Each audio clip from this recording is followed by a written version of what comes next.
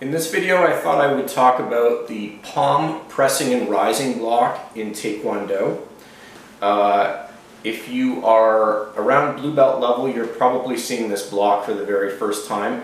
It's the one where you have one hand coming down, the other hand coming up. They interchange like this, and then they finish in a position, one hand facing up, the other hand facing down. So whichever way you're doing it, they're always opposite. Palm up on one hand and palm down on the other hand. If you look at the Legacy encyclopedia from years and years ago, and you look at the application for the technique as suggested in that book or in that video series, they are suggesting that you would use the palm pressing and rising block against a front snap kick and punch combination attack, whether it's coming from one person or whether it's coming from two different people.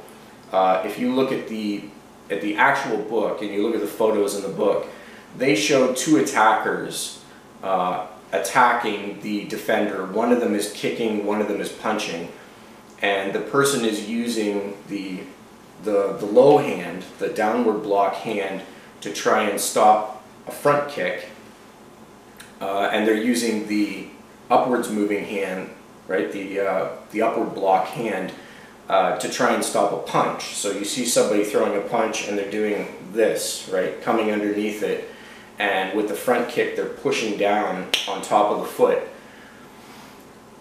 This is another example of how the book often either gets it wrong with some of the applications of these techniques, or they intentionally mislead you. You know, they let you believe that this is what the technique is used for, and in a perfect world scenario maybe it would work that way, but more than likely you're going to get injured, and you're going to get injured badly if you try to follow what they show as the application there. Oftentimes the instructor will tell you what a technique is really used for, and once again they want to be able to see if students have learned from a book or if they've actually learned from a school. And many times the application that they show you, it may be one possible application of a technique. It may be a poor application of the technique. There may be a better application for it that they're simply not teaching you, or they're simply not telling you about.